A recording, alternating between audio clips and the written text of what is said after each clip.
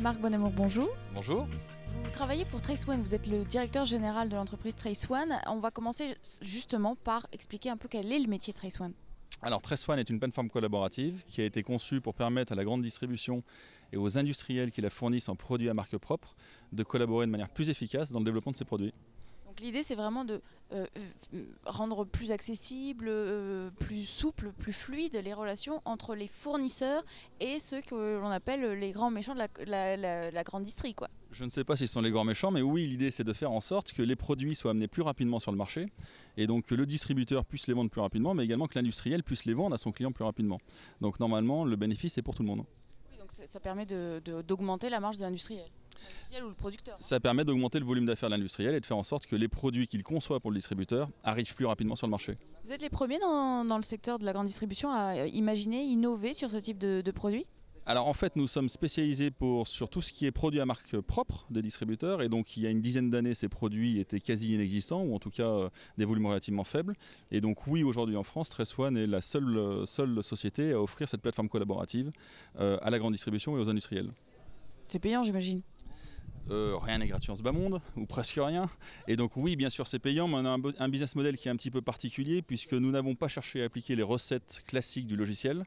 Nous sommes dans ce que nous appelons aujourd'hui le software as a service ou le on-demand, et on a cherché à avoir un modèle assez innovant, où premièrement, le service est facturé ou payé par les industriels, puisque c'est eux qui en bénéficient in fine, et ça, il y a une valeur qui leur a apportée.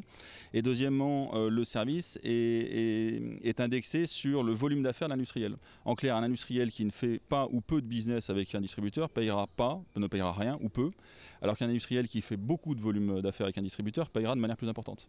Donc c'est full web, hein ? C'est full web. Le business model permet d'avoir une solution qui est identique pour l'ensemble de nos clients. Un client peut payer 200 € par an et avoir la même solution, c'est-à-dire la meilleure solution du marché aujourd'hui, qu'un client qui payera beaucoup plus cher parce qu'il a un volume d'affaires beaucoup plus important avec le distributeur. En fait, l'abonnement, il est vraiment en proportion avec le business qu'il en fait. C'est-à-dire que si l'industriel ne s'en sert pas ou peu, finalement, l'abonnement sera très peu. Exactement. Et c'est là où votre business model est innovant ? Oui, parce qu'en fait, dans le monde du logiciel, en dehors ou peut-être même si on regarde les offres SaaS aujourd'hui, on avait soit le mode vente de licence classique, et donc l'industriel ou le client doit sortir un montant relativement important, et donc le SaaS a amené cette capacité à mettre en place des abonnements. Il est assez rare de voir des abonnements qui dépendent du volume d'affaires des clients. Et donc on a un business model qui est très particulier encore une fois, puisque le distributeur en lui-même n'est pas facturé. Et donc le distributeur va pousser l'usage de la plateforme puisqu'il va y avoir un intérêt à ce que cette plateforme permette à l'ensemble des acteurs du marché en France par exemple d'utiliser le même outil. Un industriel qui travaille sur la plateforme va pouvoir collaborer avec Auchan, avec Carrefour, avec Monoprix. Donc il y a une vraie logique à mutualiser et à faire en sorte que l'industriel n'a pas à se connecter au système de Carrefour, au système de Auchan. L'ensemble est mutualisé et donc l'argent qu'il investit dans ce logiciel-là, c'est l'argent qu'il investit pour l'ensemble de son marché, de ses clients. Alors comment vous êtes arrivé à imaginer ce nouveau business model finalement, parce qu'il est complètement nouveau ? En fait, c'est le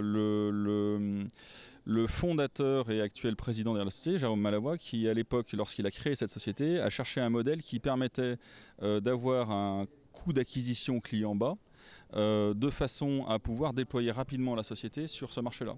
Et donc la meilleure façon était finalement d'arriver à un système où le distributeur, en échange de l'usage à titre gracieux de la solution, va recommander cette solution auprès de ses propres industriels. C'est comme ça que le business model a été mis en place. D'une certaine manière, c'est la même philosophie que les réseaux communautaires.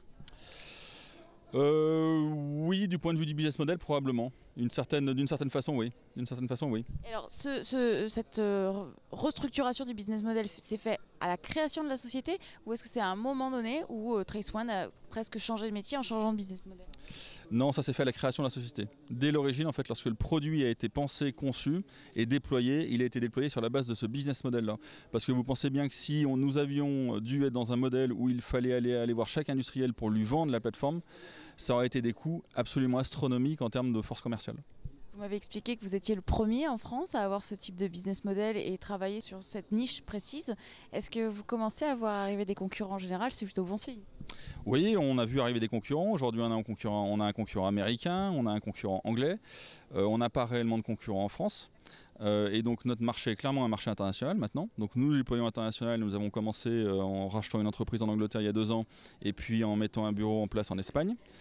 Les concurrents sont principalement des concurrents internationaux, des sociétés qui sont plutôt de taille moyenne, et avec des startups qui arrivent également sur ce domaine-là. À l'horizon de quelques années, 1 ou 2 ans, on voit arriver de gros acteurs qui ont compris qu'il y avait un enjeu. Qu'est-ce que vous allez faire pour vous assurer de conserver la place de leader ? Innover, innover, innover. Et d'ailleurs, c'est un prix qu'on reçoit aujourd'hui à l'Université du MEDEF, le prix d'innovation pour un portail, le portail packaging qu'on a développé en collaboration avec Auchan. Et donc on reçoit ce prix et Auchan aussi également d'ailleurs, pour la collaboration entre un grand groupe et une PME sur la capacité à développer un produit innovant. Et donc clairement, notre enjeu, c'est l'innovation. Alors, chez vous, l'innovation, elle passe par quoi ? Par du développement IT pur ? Développement IT pur, business model. Le business model aussi est un facteur d'innovation. Et puis méthode de commercialisation, méthode de communication. L'ensemble de cela forme l'innovation. Et donc l'IT, bien sûr que nous avons des équipes importantes en R&D, mais encore une fois, pas uniquement l'innovation IT, l'innovation à tous les niveaux du produit et sa commercialisation.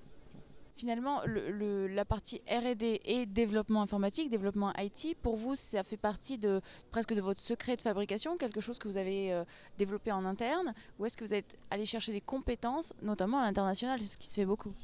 Alors, on a plutôt cherché à concentrer nos ressources sur notre vrai savoir-faire, nos ressources humaines, j'entends, et notre vrai savoir-faire, c'est justement innover, concevoir et avoir la proximité avec nos clients, connaître leurs besoins.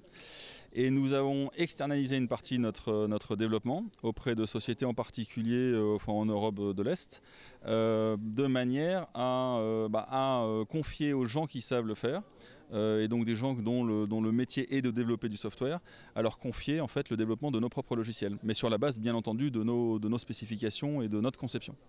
Alors évidemment, il y a un intérêt économique, financier, développé en offshore, et là en l'occurrence c'est l'Europe de l'Est, c'est du nearshore.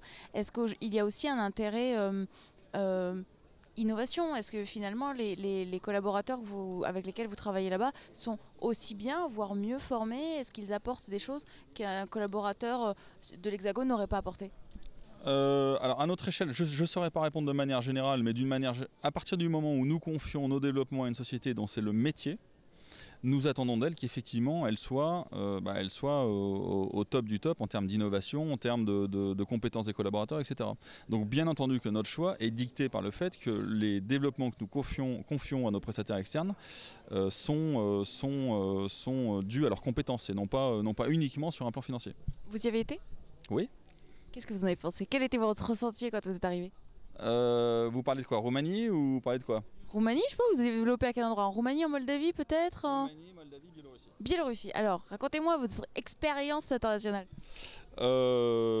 Finalement, pas très différente de chez nous. Finalement, c'est assez comparable, les méthodes sont les mêmes. Alors évidemment, la géographie est un petit peu différente, mais les méthodes de management, en tout cas pour les sociétés à qui nous avons fait confiance, sont au standard, tout à fait au standard de l'Europe occidentale, si jamais on peut encore parler d'Europe occidentale. Très bien, merci beaucoup. Merci.